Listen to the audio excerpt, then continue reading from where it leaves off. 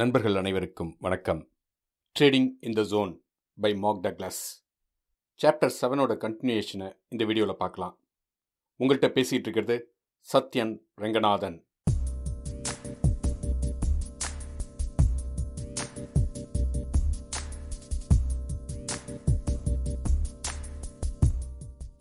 போன வீடியோவோட முடிவில் நம்ம என்ன பார்த்தோன்னா, நிறைய பேர் ப்ராபபிலிட்டிஸில் நம்ம திங்க் பண்ணிகிட்டு இருக்கோம்னு நினைப்பாங்க, ஆனால் முழுசாக புரிதல் இருக்காது அப்படின்றதோட முடித்தோம்.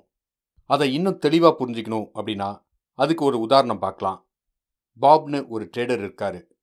அவர் ஒரு சர்டிஃபைடு ட்ரேடிங் அட்வைசர், 30 வருஷ எக்ஸ்பீரியன்ஸ். அவரோட மொத்த இன்வெஸ்ட்மெண்ட் 50 கோடி வச்சிருக்காரு. ஆனால் அவரால் 12-18% மேலே ரிட்டர்ன் பார்க்க முடியல. இது பொதுவாக நல்ல ரிட்டர்ன்ஸ் தான். ஆனால் அவரோட திறமைக்கு 150-200% அச்சீவ் பண்ணலாம்னு ஒரு நம்பிக்கை. இதை அச்சீவ் பண்ண முடியாததுக்கு காரணம் என்னன்னா, அவருக்கு ப்ராபபிலிட்டிஸில் திங்க் பண்ணணும்னு புரியுது, ஆனால் அதில் ஆக்சுவலாக அவர் திங்க் பண்ணலை. ஏன்னா அவர் ஒரு ட்ரேட் எடுக்கிறாரு, ஸ்டாப் லாஸ் டிஃபைன் பண்ணிட்டாரு. ஆனால் மார்க்கெட் அவரோட ஸ்டாப் லாஸ் கிட்ட போயிட்டு திரும்ப அவரோட என்ட்ரி பாயிண்ட்டுக்கு வருது. இது சரி வராதுன்னு அவர் ட்ரேடை விட்டு வெளியில் வராரு. அடுத்த நிமிஷம் அவர் எதிர்பார்த்துட்டு இருந்த டைரக்ஷனில் 500 பாயிண்ட்ஸ் மூவ் ஆகுது. ஆனால் அவர் ஏற்கனவே வெளியே வந்துட்டாரு. அவருக்கு இது ஏன் இப்படி நடக்குதுன்னு புரியல. சரி, எவ்வளவு ரிஸ்க் எடுத்தீங்கன்னு கேட்டா, அவரை பொறுத்த வரைக்கும் ரிஸ்க்கை டிஃபைன் பண்ணிட்டாரு, அதுக்கான ஸ்டாப் லாஸ் போட்டுட்டாரு. ஆனால் அவர் அந்த ரிஸ்க்கை முழுசாக அக்செப்ட் பண்ணிட்டு ஸ்டாப் லாஸ் போட்டாரா அப்படின்னு கேட்டிங்கன்னா கண்டிப்பாக இல்லை. நாம் எல்லாரும் நினைக்கிறது இதுதான். டிசிப்ளினாக எவ்வளவு ரிஸ்க் எடுக்கலாம்னு முடிவு பண்ணி அந்த இடத்துல ஸ்டாப் லாஸ் போடுறோம்.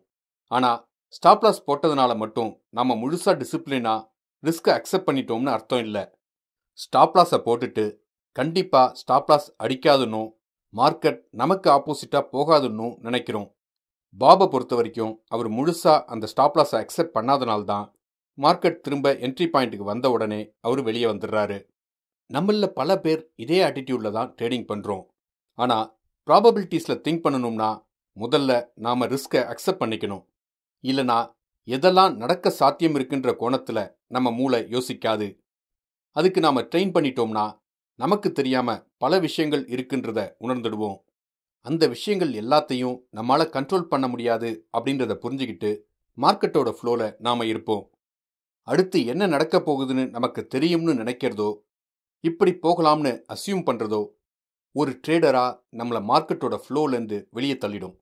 எப்பவுமே கரண்ட்டாக மார்க்கெட் எந்த ஃப்ளோவில் இருக்குது அப்படின்றத தான் பார்க்கணுமே தவிர நம்மளுடைய அசம்ஷனையும் தாட்ஸையும் மார்க்கெட்டுக்குள்ளே திணிக்கக்கூடாது.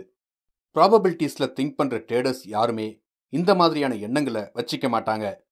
இந்த எண்ணங்களோட அடிப்படையில் ஒரு ட்ரேடை எடுக்கவோ எடுக்கக்கூடாதுன்னோ நினைக்க மாட்டாங்க. அப்படி பண்ணினா ஒவ்வொரு ட்ரேடும் தனித்துவமானதுன்ற நம்பிக்கைக்கு எதிராக போயிடும்.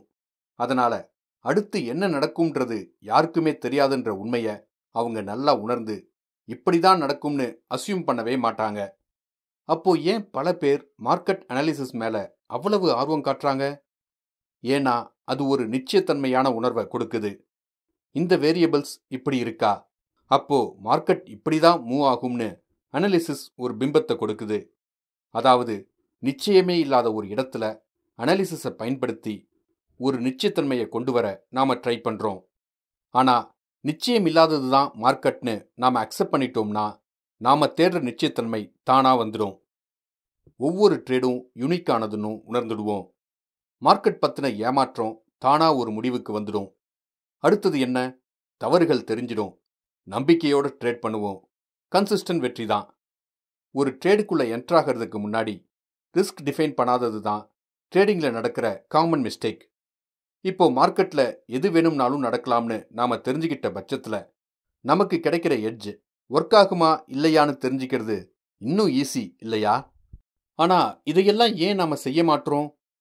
அடுத்தது என்ன நடக்கும்னு நமக்கு தெரியும்னு நாம் நம்புறது தான் இதுக்கு முக்கிய காரணம் இல்லையா? அது ஏன் அப்படி நம்புகிறோம்? அப்படி நம்பலைனா, அதாவது இப்படி தான் மார்க்கெட் போகும்னு நாம் நம்பலைனா அந்த ட்ரேடையே நம்மால் எடுக்க முடியாது. அப்போ கண்டிப்பா இப்படி தான் போகும்னு நாம திடமா நம்பும்போது ரிஸ்க் எடுக்க அவசியமே இல்லை தான். நாம ப்ராபபிலிட்டிஸில் திங்க் பண்ணுறதுக்கு பதிலாக இந்த ட்ரேட் கண்டிப்பா சரியானதாக தான் இருக்கும்னு மூளை நம்புறதுக்கு ட்ரைனிங் கொடுக்குறோம். மூளை எப்பவுமே ஒன்றுக்கொன்று தொடர்பு படுத்தி தான் வேலையே செய்யும். ஏன்னா தப்பு பண்றோம்ன்ற எண்ணத்தையே நம்ம மூளையால ஏத்துக்க முடியாது. அதனால ஏற்கனவே தப்பு பண்ணின இடங்களை மூளை ஒன்னா தொடர்பு படுத்தி வச்சுக்கும். இந்த தொடர்புலேருந்து நாம அனுபவிச்ச ஏமாற்றத்தோட வலிய உணர்றது சுலபம். இதுக்கும் மேல தப்பாயிடுமோன்ற உணர்வோட ஒவ்வொருத்தரும் சின்ன வயசுலேருந்து தப்புனா என்னன்னு நினைச்சிருந்தாங்களோ அதோட தொடர்பும் சேரும்போது இது ஏன் நமக்கு ஒரு வாழ்வா சாவான்ற சூழ்நிலையை உருவாக்குதுன்னு புரிஞ்சுக்கலாம். அதனால தப்பான ட்ரேட் பண்ணிட்டோமோன்னு யோசிக்கிறப்போ வர்ற ஏமாற்றம் ஆழமா இருக்கும். இதுதான் நம்ம மூளை ஒரு ட்ரேட்குள்ள போகிறதுக்கு முன்னாடி இது சரியாதான் இருக்கும்னு நம்மளை கன்வின்ஸ் பண்ணுது. இதுதான் ட்ரேட் எடுக்க நமக்கு இருக்கிற ஒரே வழி. நம்மளை நாம கன்வின்ஸ் பண்ணிட்டு தான் போகணும். ஆனா எப்போ ரிஸ்கை அக்செப்ட் பண்ண ஆரம்பிக்கிறோமோ அப்பவே நம்ம மூளையை கன்வின்ஸ் பண்ணினதுக்கு எதிராக நாம செயல்படுறோம். ஒரு ட்ரேட் ஏன் ஒர்க் ஆகணும்னு நம்ம மூளை நம்மளை கன்வின்ஸ் பண்ணி வச்சிருக்கோம். ஆனா ரிஸ்க் இருக்குன்னு அக்செப்ட் பண்ணும்போது இந்த ட்ரேட் ஒர்க் ஆகுமான்னு சந்தேகம் வரும். அதனால அந்த ட்ரேட் எடுக்க யோசிப்போம். சப்போஸ் நாம எடுக்காம அந்த ட்ரேட் வின்னிங் ட்ரேடா முடிஞ்சா நமக்கு வர்ற ஏமாற்றத்துக்கு அளவே இருக்காது. தெரிஞ்சே விட்டுட்டோமேனு புலம்புவோம். திரும்பவும் ட்ரேட் எடுக்கும்போது நாமளே நம்மளை கன்வின்ஸ் பண்ணிப்போம். இப்படி தான் நீங்களும் ஃபீல் பண்றீங்கன்னா உங்களை நீங்களே கன்வின்ஸ் பண்ணிக்கும் போது இதுதான் உங்களுக்கு சொல்லிக்கிறீங்க. அதாவது இப்போ மார்க்கெட்ல யாரெல்லாம் ட்ரேட் பண்றாங்கன்னு எனக்கு தெரியும், யாரெல்லாம் புதுசா வரப்போறாங்கன்னு எனக்கு தெரியும், வர்றவங்க எது மேலே போகும் கீழே வரும்னு நினைப்பாங்கன்னு எனக்கு தெரியும், அதுல எவ்வளவு பேர் பை பண்ணுவாங்க இல்ல செல் பண்ணுவாங்கன்னு எனக்கு தெரியும்.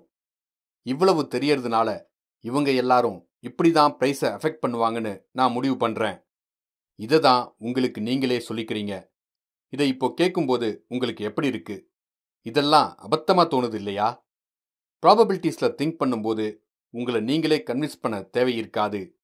ஏன்னா சரியா தப்பான்ற கோணத்திலேருந்து ஒரு ட்ரேடை அணுக மாட்டீங்க. அப்போ ஒவ்வொரு ட்ரேடோட வெற்றி தோல்வி, அதாவது சரியான ட்ரேடா இல்லையான்றது ஒரு விஷயமா இருக்காது. சின்ன வயசுலேருந்து தப்புனா என்னன்றதோட நாம தொடர்பு படுத்தி வச்சிருக்கிற நெகட்டிவ் எனர்ஜி இருந்தாலும் அது ட்ரேடிங்கை பாதிக்காது. அதாவது ஒரு காயினை சுண்டி போட்டா தலையும் விழலாம், பூவும் விழலாம். எதுவும் விழலாம்னு நாம ஏத்துக்கிறோம். அதே போல எதுவும் நடக்கலாம்னு நம்பும்போது வர்ற ரிசல்ட் எதுவா இருந்தாலும் ஏத்துக்க தயாராயிடுவோம். இந்த புரிதல் நம்மளோட எதிர்பார்ப்பை கட்டுக்குள்ள வைக்கும். நம்ம மைண்ட் ஓப்பனா இருக்கும். ஸோ இதுதான் மார்க்கெட்டோட முக்கியமான விஷயம். மார்க்கெட் இப்படிதான் போகுன்ற எதிர்பார்ப்பு இல்லைனா நம்ம மைண்ட் மற்ற சாத்தியங்களை ஏத்துக்க தயாராயிடும். இல்லைனா யதார்த்தமே இல்லாத ஒரு எதிர்பார்ப்பு உருவாகும். இது மார்க்கெட்ல இருக்கிற வாய்ப்புகளை கவனிக்க விடாது. ஒவ்வொரு மொமெண்ட்லேயும் மார்க்கெட் தனித்துவமானது. எந்த பக்கமும் போகலான்ற புரிதல் இல்லைனா எந்த எதிர்பார்ப்பும் யதார்த்தம் இல்லாததுதான். சாப்டர் 7ஓட தொடர்ச்சியா எதிர்பார்ப்புகளை எப்படி மேனேஜ் பண்றது அப்படின்றத அடுத்த பதிவில் பார்க்கலாம். நன்றி.